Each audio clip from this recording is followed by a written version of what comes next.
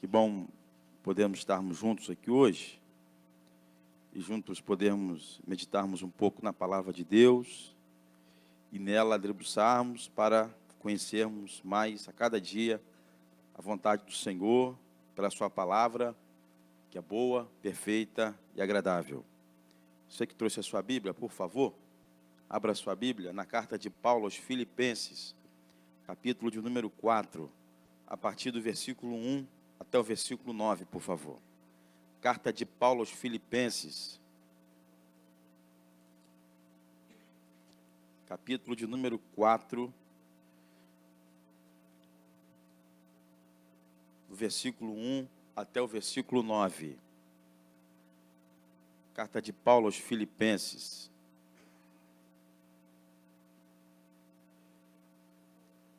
Capítulo 4.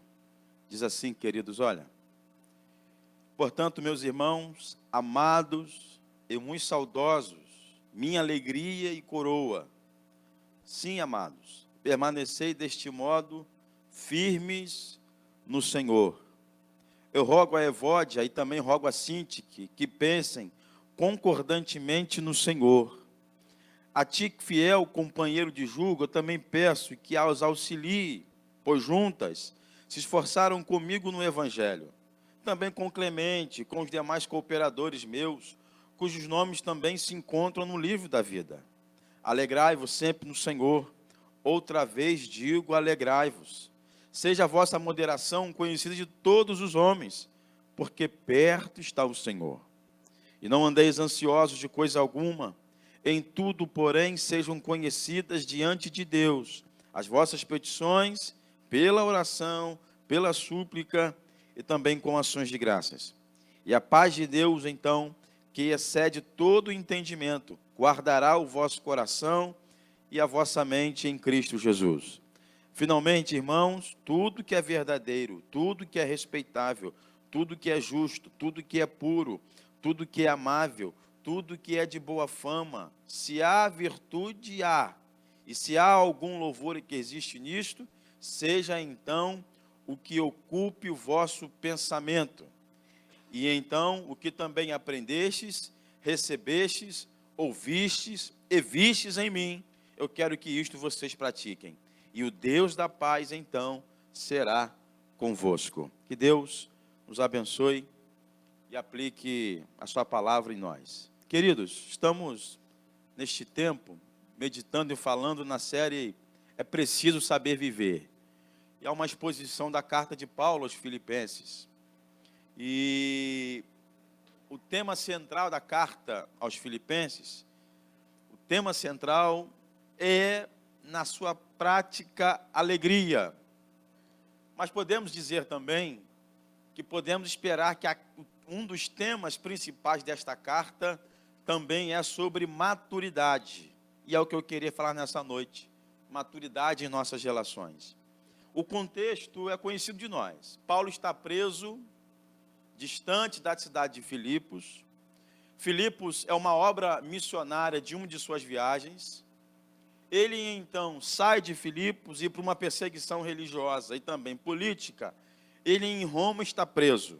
A distância de Roma para a cidade de Filipos é uma distância considerável, de quase 1.000 quilômetros. Contando que não havia nenhum transporte tão ágil como hoje temos, há uma distância considerável.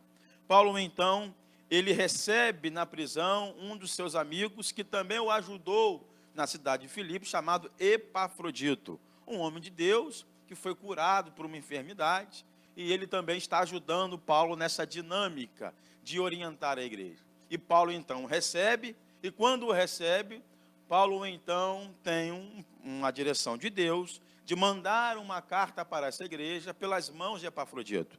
Epafrodito, então, com Paulo, pega esta carta e volta para a igreja para orientar a igreja naquilo que Paulo queria, porque Paulo tinha autoridade sobre aquela igreja. Paulo tinha condições de orientar aquela igreja da forma que ele queria. Mas essa igreja, queridos, por isso que eu quero falar aqui também a intenção e a maturidade, porque com esta igreja, Paulo não os exorta de forma direta, no sentido teológico, ou de sentido comportamental ou moral. Parece que carta aos Filipenses é uma carta em que ele estimula a essa igreja a caminhar em um caminho em que a maturidade possa ser algo um pouco mais real, porque eles estavam em uma direção que lhe estava agradando. De certa forma, o que esta igreja estava fazendo na condução do evangelho estava agradando. É o que diz o versículo 1. Paulo vai dizer que esses irmãos eram amados, em que ele tinha saudade, era para ele uma alegria, falava que era uma coroa para ele, e eles diziam: por isso que eu quero que vocês permanecem firmes deste modo no Senhor. Parece que eles estão em um caminho interessante, eles estão em uma direção legal, mas precisava ajustar algumas coisas. O evangelho é isso, queridos. O evangelho é aquela força e aquela direção que o Senhor nos dá ao alvo, então, que temos que seguir. Há um ideal, há uma direção em que todos nós, de forma disciplinada e motivada por Deus, então caminhamos para chegar até onde Ele quer. O nosso alvo é o Senhor e Ele então nos ajuda nisso. Por isso que Paulo vai orientando, vai ajudando e vai contribuindo com esses irmãos. Mas, especificamente nesse bloco que nós estamos estudando, Paulo está encontrando um problema, uma dificuldade, uma questão que precisava ser resolvida. Aparentemente uma questão simples, uma questão que não tinha nem algo tão grave, até porque pouco se sabe do problema em que Paulo toca. O que se sabe, então, é quem está envolvido neste problema. E no capítulo 4, principalmente, do versículo 1 até o versículo 9, as personagens principais são duas mulheres. Uma se chamava Evódia e a outra se chamava Sintique. E entre elas, então, havia um conflito e uma dificuldade de relacionamento. E essa dificuldade e este conflito estava trazendo um desconforto para a igreja.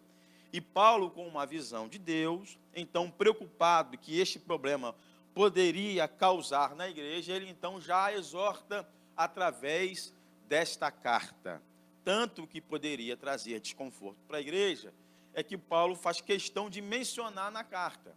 Se fosse um problema pequeno, insignificante ou menor, Paulo de repente passaria por cima, porque também acredito que não era só esse problema na igreja, mas ele toca e ele menciona, porque ele entende que aquela igreja precisava ouvir, e principalmente entre essas duas mulheres, precisava então ser resolvido. Neste bloco, Paulo está querendo dizer para eles que a maturidade na relação com o outro era algo fundamental e também necessário. Pouco se sabe qual é o problema, mas o que se sabe é que ambas precisavam resolver. E o que também se sabe é que elas estavam com dificuldade de sentar, de resolver, porque isto não poderia acontecer naquele momento na igreja, e aquilo não poderia causar nenhum problema ainda maior do que as duas estão se falando. Era uma divisão que provavelmente, se não fosse alertado, poderia causar na igreja. Por isso que Paulo está dizendo assim: olha, eu rogo a vocês duas que vocês pensem juntos concernente às coisas do Senhor. Percebe-se que a motivação de Paulo é que as duas estejam cientes e conscientes nas coisas do Senhor. Elas até, e nós, podemos divergir de muitas coisas entre irmãos, mas não podemos divergir nas coisas que são concernentes às coisas de Deus. Eu sei que é normal, às vezes, dependendo do tempo em que vivemos, essa dificuldade da relação, dependendo do tema. Vivemos agora na política, em que muitos irmãos, não só irmãos da fé, mas familiares, amigos, colegas de trabalho, com dificuldade na relação, justamente por política partidária, né? E pessoas levando a sério, irmãos. Olha, irmãos, eu vou te matar. Pessoas morreram em outros estados, pessoas morreram, em outras cidades, pessoas morreram por posição política partidária, né? Então, olha a dificuldade desta relação com o outro. E parece que Paulo não faz questão de esconder que isto era uma realidade na igreja. Isso é um problema que encontramos. Porque quando olhamos para a igreja, olhamos com um olhar necessariamente muito, até um pouco exageradamente piedoso, em que esperamos perfeição na igreja. Esperamos algo em que esteja totalmente diferente, né? Em que eu não encontro lugar nenhum. Agora eu encontrei a igreja, agora eu encontrei o lugar, né? Então a gente às vezes espera isso da igreja. Parece que a igreja não é este lugar. Parece que a igreja também não será este lugar que você vai encontrar, em que a ausência de problemas é uma realidade. A ausência de conflitos também é uma realidade. Justamente ao contrário, é uma realidade, vai acontecer e isso será inevitável. Qual é a diferença então? A diferença é que esses irmãos e essa igreja é uma comunidade de pessoas que estão dispostas a caminhar, a se motivar, a amadurecer, para que isso seja cada dia menos real e eu então tenho um alvo a seguir, que é a direção que o Senhor vai nos dar. Por isso que todos nós vai ajudar uns aos outros, orar uns pelos outros, suportar uns aos outros, e nessa dinâmica de uns aos outros, o Senhor então vai manifestando o seu poder, vai manifestando a sua glória e a sua unção entre nós. Paulo então está dizendo que elas precisavam resolver, precisavam conversar. Queridos, a falta de diálogo entre essas irmãs estava gerando e agravando um problema muito grande. A intervenção foi tão urgente que Paulo manda a carta. Então, de certa forma, Paulo está também exortando. E ele diz assim: Epafrodito, também te peço que as ajude. Paulo agora está pedindo que uma terceira pessoa entre na situação para também tentar resolver. Olha só, queridos. Uma pessoa de fácil trato, ela consegue resolver seus conflitos com facilidade. Outras têm mais dificuldade. Parece que essas duas precisavam não só da orientação de Paulo, mas também de uma orientação, de uma ajuda de uma terceira pessoa. Elas não estavam entendendo que a relação delas estavam comunicando também algo para outros irmãos. A relação das duas estavam comunicando na igreja um desconforto muito grande. Às vezes achamos que os meus problemas, ou um problema que eu tenho particular com fulano ou com ciclano, não é de interesse de ninguém. Isso não tem a ver com o pastor, né?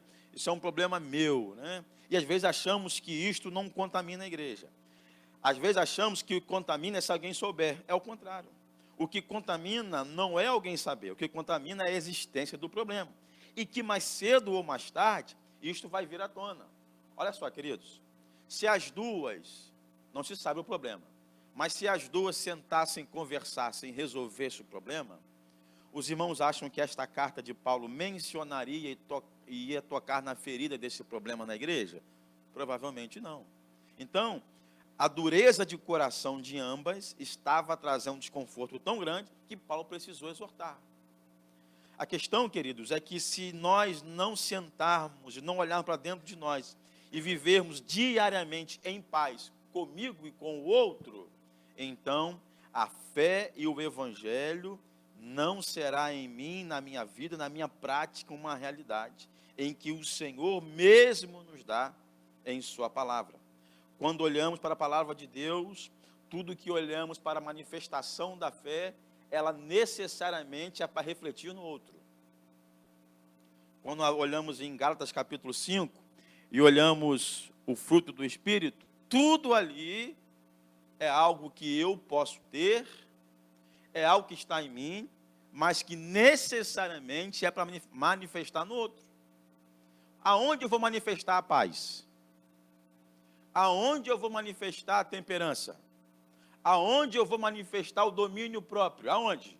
No outro, nas minhas relações. A ação de Deus em mim é para que isso seja manifesto na relação com o outro. Paulo está dizendo, olha, vocês precisam amadurecer, resolver, conversar. Estou orientando, estou exortando, mandando essa carta e estou pedindo a um amigo meu que vocês conhecem, que também é da igreja, para ajudar vocês. Eu fico imaginando, queridos, uma reunião semelhante a essa, e os irmãos da igreja, e de repente Epafrodito pega aquela carta e diz assim, irmãos, nosso pastor pediu que eu viesse aqui e eu lesse essa carta para todos nós. Vamos ler? Vamos! Todo mundo sentado, e Evódia com certeza no primeiro banco, e sente que do meio para trás, né? De meio para trás, bem distante, né? E aí Paulo lendo, capítulo 1, capítulo 2, capítulo 3, capítulo 4, Aí quando chega nos primeiros versículos, todo mundo feliz. Amados irmãos, estou com saudade de vocês, minha alegria e minha coroa, permanecei firmes, deste modo no Senhor. Ah, que alegria! Olha, eu preciso também rogar a duas pessoas. Eu quero falar com o Evode. A Evode aqui no meio, na frente do banco, já se ajeitou, ficou feliz, alegre. E também quero falar com o Cinti, que lá atrás, ô glória, estou aqui, fale Senhor, fala papai. Tem isso, não tem, irmão? Pode falar comigo, uma bênção, né? Mas eu quero falar com vocês duas, que vocês precisam pensar concordantemente em relação às coisas do Senhor. Ela se contorceu aqui na frente, a outra lá atrás ficou meio com azia, queria beber água, que crente é assim, né? Quando a palavra fica dura, é beber água, eu vou sair, não quero ouvir isso. E de repente ele fala, olha, e Paulo pediu que eu falasse com vocês duas, que vocês conversassem e resolvessem. E pediu que eu ajudasse a vocês. Sabe por quê? Porque vocês ajudaram a Paulo. Vocês contribuíram juntamente, se esforçaram com ele no Evangelho. E vocês não podem estar desta forma. As duas que queriam sigilo, já não teve mais. As duas que queriam que ninguém soubesse, já não teve mais. Agora todo mundo já sabe. Queridos, mas Paulo tinha a sabedoria de Deus e entendia muitas coisas. E Paulo deixou claro na sua exortação que mesmo que as duas estavam com a dificuldade, Paulo disse ainda, e eu quero então que vocês ajudem, as auxiliem, porém, elas estão, última parte do versículo 3, com o nome escrito no livro da vida. Paulo está dizendo, queridos, que mesmo com o problema e mesmo com a dificuldade, elas estavam salvas. A questão ali não era a salvação, mas era a dificuldade e o pouco esforço de resolver aquele conflito e aquele problema. Porque aquele conflito e aquele problema também revelava a maturidade daquelas irmãs. Porque isso tem tudo a ver. Queridos, olha só. Os meus conflitos revelam a minha maturidade. Se você tem a facilidade de se estressar, de se irritar e de se conflitar por coisas pequenas, isto revela a sua maturidade. Pastor, já falei com o meu marido, se ele entrar de novo depois do serviço com aquela bota suja de lama, eu vou matar esse homem. Alguém já ouviu isso, pessoal? Você já ouviu isso, pessoal? Aquela bicicleta imunda, que ele fica andando na lama, ele guarda na garagem e não passa uma água, pastor. É um preguiçoso. Eu não estou dizendo que essas coisas não podem ser conversadas, mas uma lama não pode tirar a sua paz. Uma bota suja não pode tirar a sua paz. Pastor, mas está há 6 meses que eu pedi para ele colocar um quadro naquela parede, ele não cola, ele não bota, ele tem uma preguiça terrível. Por 6 meses? Espera um pouco. Ele está pensando, ele está orando, ele está em... Poxa, vai estressar por causa de 6 meses? Um quadro tira a sua paz? Um quadro, uma bota, uma bicicleta, não, deixa ele. Ele é um homem de Deus. Deixa ele fazer o que quiser. Amém, queridos? Os homens aí, amém, queridos? Amém, amém, amém. Fácil não, fácil não, fácil não, fácil não, rapaz. Limpa essa bota, rapaz. Limpa essa bicicleta, bota esse quadro, resolve essa questão aí, cara. 6 meses. Pastor, ela se estressa à toa, só porque eu fiquei 5 dias sem colocar comida para o cachorro. Poxa, acha normal? Qual era o problema que ela estava enfrentando? Não sei. O que eu sei é que isso também revela a minha maturidade. Nós brincamos, nós falamos aqui alguns motivos, que até podem ser esses, podem ser outros, mas isso também revela a minha maturidade. Os meus conflitos, até os meus conflitos, precisam ser plausíveis. Não dá para me estressar e tirar a minha paz, por causa do Evangelho, principalmente, por motivos tão pequenos. Como disse, isto não tem nada a ver com salvação. Salvação é algo tão gracioso, tão maravilhoso, tão grandioso, tão majestoso, tão divino, tão glorioso, que isto não está comprometido a nada. Paulo está dizendo que elas estavam sem falar, estavam em dificuldade, não estavam se falando, mas elas estavam com o nome escrito no livro da vida. A salvação em nós é o bem mais precioso que nós temos. Paulo deixa claro que a salvação não estava em questão nessa situação. Justamente ao contrário, que uma coisa não está ligada à outra. Porém, as minhas relações não comprometem a minha salvação, mas a evidencia.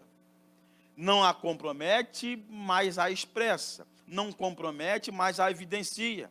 E até minha percepção teológica da salvação, ela precisa estar também direcionada em Deus. Pastor, então, se elas estavam salvas, e se elas estavam diante de Deus já com a salvação garantida, então não precisava resolver. Precisava, porque isto precisava evidenciar na igreja a salvação que elas tinham, que elas principalmente tinham no Senhor. Então, se eu uso a minha salvação para viver uma vida libertina ou uma vida legalista, é um sinal também que a salvação não está em mim. A perseverança que nós cristãos temos em Deus não é para receber a salvação. A perseverança é só um sinal da salvação que a mim já chegou. Eu não persevero para ser salvo. A salvação me alcançou e em sinal de evidência disso eu persevero através da santificação e da minha disciplina e maturidade para fazer simplesmente a vontade de Deus. Pastor, e na caminhada? Eu vou ter dificuldade em falar com outras vezes. E na caminhada, eu vou me irritar. E na caminhada, eu vou me estressar, eu vou ter problema. Mas na caminhada também eu não posso perder a motivação para resolver. O problema não é o problema. O problema é como resolver esse problema. Quem está disposto a resolver esse problema? Surgiu o problema, então eu vou resolver. Surgiu o problema, então eu quero resolver urgentemente. E já que as irmãs não estavam resolvendo, Paulo então manda uma carta para que elas então pudessem resolver. E Paulo é lindo, irmãos, que no meio disso tudo, ele fala umas coisas que para a gente parece distante, e é distante, mas provavelmente para eles que estavam ouvindo de forma direta, estava um pouco mais claro. Mas ele então diz, Epafrodito, ajude-as a resolver, porque assim como elas também têm Clemente, nada contra Clemente, que o texto vai dizer, mas eles estão com o nome escrito no livro da vida. E ele diz, por isso eu digo a vocês, se alegrem. Mais uma vez, se alegrem. Versículo 4. Paulo está dizendo que o nome escrito e a certeza no nome escrito no livro da vida com a salvação é o que nós precisamos e temos de melhor e necessário para se alegrar. 2 vezes pedir à igreja alegria era que eles não poderiam deixar que este conflito, naquele momento, pudesse tirar a alegria daqueles irmãos. E duplamente, se o conflito entre as irmãs pudessem trazer desconforto e tirar a alegria dos irmãos, também a exortação que Paulo estava dando também não podia tirar a alegria daqueles irmãos. Os irmãos não poderiam se entristecer porque eles estavam sendo exortados. Pelo contrário, eles precisavam se alegrar porque estavam exortados. Porque também em Hebreus vai dizer que Deus exorta e ensina, disciplina a quem Ele ama. Paulo estava manifestando uma ação de amor sobre aqueles irmãos. E eles precisavam entender isso. Não era para se entristecer, eram para se alegrar. Irmãos, evangelho também é e vai causar em nós também, principalmente, disciplina. Pessoas que não reagem bem a nenhuma exortação e não gostam de disciplina, terá dificuldade com o evangelho. Às vezes achamos que evangelho são dois caminhos distintos, né? Às vezes achamos que a liberdade no evangelho é fazer o que você quer, quando quer, da maneira que quer. Não. O evangelho é para nós o norte. A vontade de Deus é o nosso alvo. A vontade de Deus é a nossa direção. É o que temos que alcançar como ideal. E nesta caminhada, Ele vai nos auxiliar com o Teu Santo Espírito. E nesta caminhada, auxiliado pelo Santo Espírito de Deus, nós vamos evidenciando tudo isso na prática, necessariamente com o outro. E nesta caminhada, manifestando a ação de Deus na prática pelo outro, de vez em quando vai ter arranhões. Mas a alegria não pode ser perdida, porque o nosso nome está escrito no livro da vida. A religião, durante muito tempo, nos ensinou que nós somos responsáveis pela nossa salvação, em que nós temos que mantê-la pela perseverança, que temos que guardá-la pela ausência do mal e do pecado. E pessoas então ficam aterrorizadas, com medo de perder algo muito precioso. E elas então se amedrontam, porque o evangelho, na percepção dela, então, passam pelas suas mãos a salvação, e ela então precisa cultivar. E ela sempre é ameaçada. Olha, cuidado para não perder a salvação. Olha, faça isso, senão você vai perder a salvação. Olha, não vá naquele lugar, senão você vai perder a salvação. E ficamos aterrorizados às vezes no tempo, porque achamos que a salvação pode ser perdida por isso. Paulo nos ensina que as nossas dificuldades não são capazes de nos tirar do amor de Deus pela sua salvação, mas ela necessariamente precisa ser evidenciada também pela maturidade entre aquelas irmãs. E aí ele continua, no versículo 5. Chegou até a mim o que eu soube de vocês, mas eu quero que a moderação é que seja conhecida de todos os homens. Sabe por quê? Porque perto está o Senhor. Paulo está dizendo, queridos, que ele estava sabendo do problema, e que aquele problema expressava e mostrava para todos como era a igreja. As pessoas estavam conhecendo a igreja por aquele problema. E ele está dizendo, eu não queria que seja conhecido entre todos os homens esse problema, mas eu queria que a moderação entre vocês é que fosse conhecido. Eu queria saber de vocês, da igreja, dessas irmãs, que a moderação, o controle, a temperança e o amor entre vocês é que pudesse ser conhecido. Porque o que está ultrapassando a barreira, inclusive geográfica, é este problema que vocês estão enfrentando. Sabe por que eu queria isso? E ele explica por quê. Porque perto está o Senhor. Paulo está dizendo que o motivo principal dessas irmãs e de cada um de nós de buscar uma vida madura é valorizar e compreender que perto está o Senhor. A volta do Senhor está perto, a tal ponto que eu preciso então pautar a minha vida por isso. A certeza da volta de Jesus é que pauta as minhas prioridades. Enquanto Jesus está prestes a voltar, pessoas estão se desgastando, se perdendo por problemas pequenos e estão se entristecendo e as prioridades estão sendo deixadas de lado. Enquanto a prioridade é valorizar a volta do Senhor que está perto, estão priorizando tantas outras coisas. Inclusive, a volta de Jesus é que deve pautar também os meus conflitos. Pastor, se Jesus está perto e está perto a sua volta, eu não vou então perder tempo em, de forma proposital, provocar inimizade na minha família, com o meu marido, com os meus filhos. A gente brinca assim, mas é uma realidade, irmãos. Casais que em momentos de diálogo na relação, ficam dormir sem se falar um com o outro. E acordam de cara fechada. Os dois entram no carro e não dão uma palavra. Porque um está esperando o outro. Pastor, se ele não vir no meu pé pedir perdão, eu não vou falar nada. Quem já viu isso? Isso acontece, queridos? Isso não acontece, não? Hã? Não, acontece, não acontece. Hã? Tem que partir dele, porque eu estou certo. Eu estou certa. Parece que a vítima se enche de uma arrogância e que agora ela acha que ela que domina.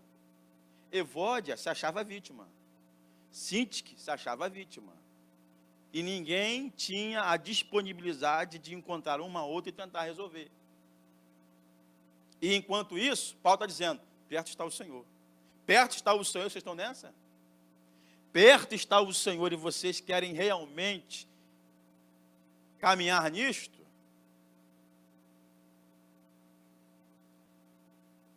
Deus nos livre e nos guarde disso. Mas se no meio desse diálogo conflituoso, de repente ele ou ela sofre um acidente, surge um problema, ah, meu Deus, meu marido, ah, meu amor, minha esposa, Ah, eu briguei com ela de manhã, perdão, meu filho, perdão, perdão. E assim com um filho, assim com outro. Perdemos tempo nas nossas relações simplesmente por falta de maturidade. Só por isso, por maturidade. Paulo está dizendo que o que deve ser conhecido entre todos é a moderação, e não um conflito, e não um problema, simplesmente porque perto está o Senhor. Isto, irmãos, falamos até aqui, até agora, é para pensarmos na nossa maturidade na relação com o outro. Aí Paulo vai dizer agora no versículo 6 e 7. Por isso eu quero que vocês não andeis ansiosos de coisa alguma. Em tudo, porém, sejam conhecidas diante de Deus as vossas petições, pela oração, pela súplica, com ações de graça. E aí, então, a paz de Deus, que excede todo entendimento, guardará o coração e a mente de vocês em Cristo Jesus. Paulo está dizendo, olha, não andeis ansiosos de coisa alguma. De algum modo, aquela divisão da igreja, entre aspas, estava causando um desconforto entre eles. Não sabemos até que ponto, mas o que é certo é que eles precisavam saber que a ansiedade estava prejudicando ou poderia prejudicar aquele momento da igreja. Paulo então diz, se vocês em nada forem ansiosos, vocês então estarão maduros. Um controle emocional é fundamental para gerar também uma fé sadia. O problema de Sintique e Evódia também era um problema concernente às suas emoções. Não existe, queridos, uma fé sadia e controlada com uma emoção totalmente descontrolada. Uma fé sadia levará a uma emoção sadia. Uma emoção sadia levará a uma fé sadia. Ou seja, a minha fé e as minhas emoções estão totalmente andando juntos. Pessoas que dizem que são de Deus e têm uma fé em Deus sadiamente, mas vive descontrolado ou descontrolada, qualquer coisa provoca irritabilidade, é um sinal que esta fé precisa ser trabalhada melhor. Sabe por quê? Porque estamos em um tempo em que a ansiedade é algo que é estimulado para nós, como algo positivo e bom. Estamos em um tempo em que a ansiedade é quase que um fator positivo. É nos ensinado isso. Olha, você precisa estar ansioso ou ansiosa para receber aquilo logo. Então você precisa pensar naquilo. Você precisa trabalhar para alcançar aquilo. Você não pode perder tempo com nada porque você tem um objetivo. Você não pode parar. Você tem que ficar atento, estimulado o tempo todo. E algumas pessoas expressam isso até por doenças diagnosticadas. Pessoas que não conseguem ficar parada. Pessoas que não conseguem ficar quieta. Ela é necessariamente, frequentemente ansiosa. Ela está em casa descansando, mas a sua perna fica tremendo. Já viu isso? Ela fica assim, ó, uma tremedeira na perna. Já viu isso? Uma tremedeira na mão, ela está de pijama vendo televisão, ela não consegue parar. Ela liga o som, ela liga a televisão, liga o micro-ondas, está cozinhando, está limpando a casa, é um nervoso. Está nervosa, não consegue parar, faz tudo, pastor, eu sou polivalente. Não, você está ansiosa. Você quer fazer tudo ao mesmo tempo. Porque você está imaginando, se eu não fizer hoje, amanhã vai estar tudo desarrumado. Eu tenho que cozinhar, eu tenho que lavar, eu tenho que passar, eu tenho que matar ele, eu tenho que jogar ele, eu tenho que conversar sobre aquilo, eu tenho que fazer um monte de coisa. Ai, meu Deus do céu, ai, meu Deus, meia-noite, estou fazendo as coisas. Aí bebe coca, bebe refrigerante, e tome açúcar, e come bolo, e come doce. Ai, meu Deus do céu, eu tenho que pegar o cartão dele, tenho que comprar roupa, eu tenho que comprar, ele não pode saber. Vai chegar a fatura, eu vou esconder ali. Fica comigo a fatura. Ai, meu Deus do céu, qual é a senha? Amor, qual é a senha? Está dormindo. Aí você espera ele dormir, vai ficar sonolento. 8713, ai, amor, benção. Você anota, você pega o cartão escondido, você gasta. Você faz um monte de coisa por causa de ansiedade. Eu já vi isso. Em que ela esperava receber a fatura ansiosamente para que ele não pudesse ver. Não existe ansiedade boa.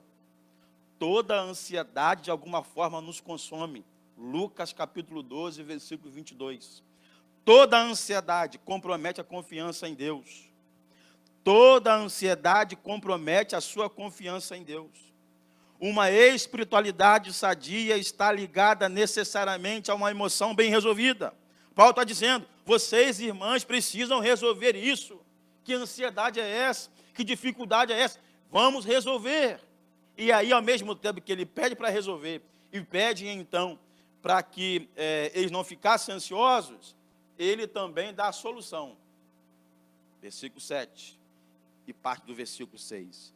Se vocês querem então não ser ansiosos, sejam conhecidas diante de Deus as vossas petições, pela oração, pela súplica e com ações de graça. Quando vocês orarem, apresentem a Deus as suas petições, e o Deus da paz, Ele então, que vai exceder todo o entendimento, vai guardar o coração de vocês e a sua mente em Cristo Jesus. Paulo está dizendo que quando eu coloco as minhas petições diante de Deus, a paz de Deus enche o meu coração, guarda o meu coração, a minha mente, e eu então estou em paz dele. Percebe-se que no versículo 7, a paz de Deus guarda a mente e o coração, guarda as minhas emoções, o coração aqui é emoção. A paz que vai encher o meu coração, vai me guardar, inclusive também a minha mente nele.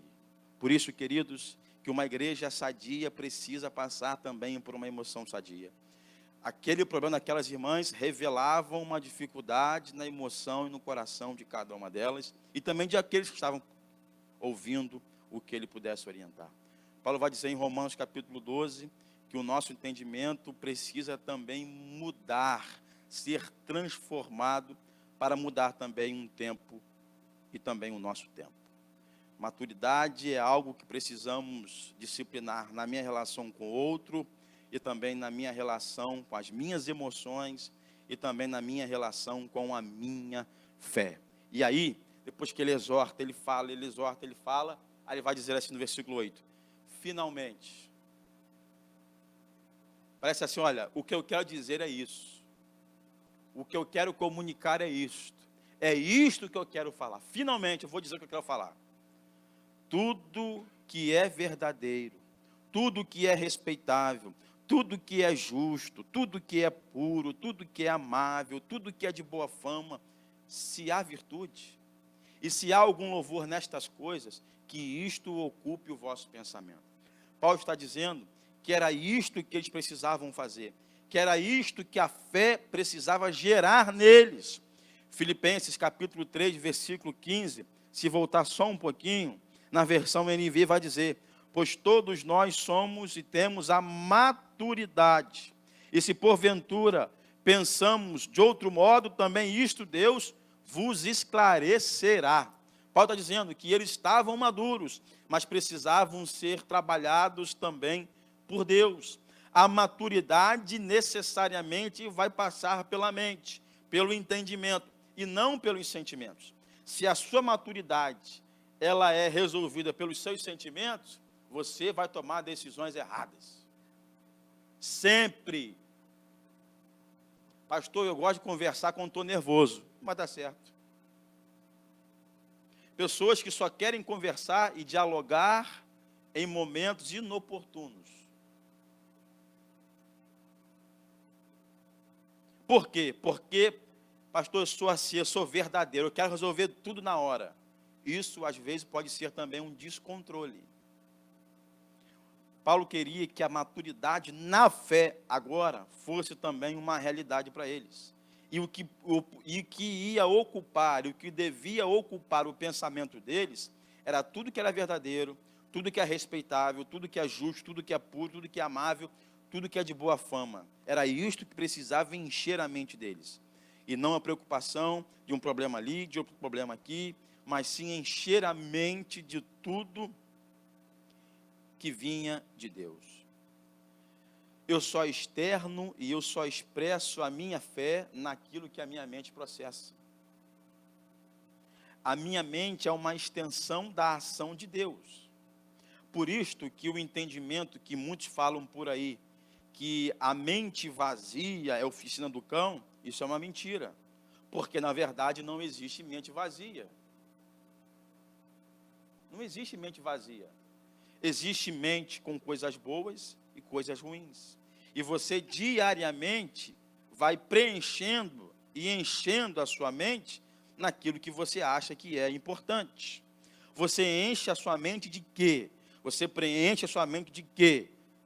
Você, na prática, deve preencher e encher daquilo que o Senhor quer que enchemos. E não dos seus problemas, das suas dificuldades, de relações e outras coisas mais. Uma mente sarada e uma mente curada é aquela que tudo que é verdadeiro, tudo que é respeitável, tudo que é justo, tudo que é puro, tudo que é amável, tudo que é de boa fama, é isto que tem que ocupar o nosso pensamento.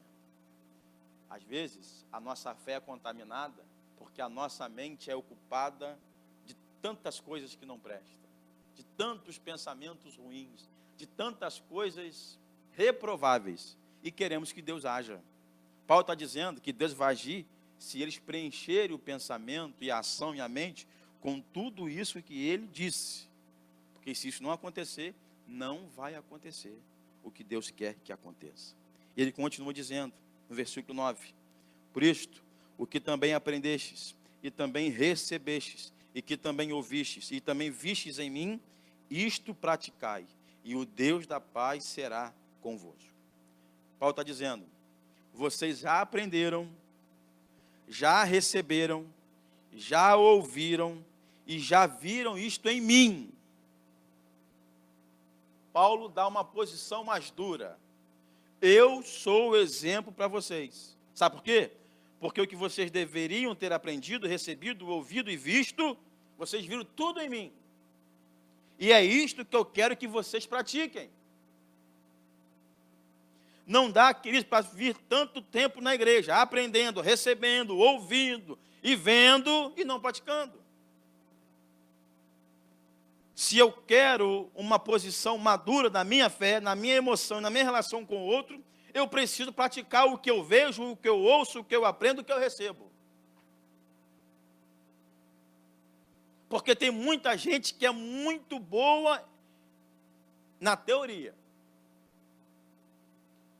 Sabe tudo, rapaz. Aconselha até casais, mas a sua vida é uma desgraça. Porque ele é bom em teoria. Paulo está dizendo, eu não quero teoria com vocês. Eu quero que vocês pratiquem tudo isso. E outro, olhem para mim, porque eu faço isso. Paulo já disse isso também em outros momentos, em que a igreja poderia olhar para ele, porque ele era um exemplo de Cristo. Paulo motivou também a igreja a olhar para ele, porque ele imitava a Cristo. Uma igreja madura é aquela que se disciplina para praticar o que aprende, o que ouve, o que recebe e o que vê. Se não há disciplina na prática, Deus não vai agir. Porque aprendemos, recebemos e ouvimos e vimos para praticar. Quem aprende, recebe, ouve e vê e não pratica, não muda nada. Paulo queria que eles colocassem em prática.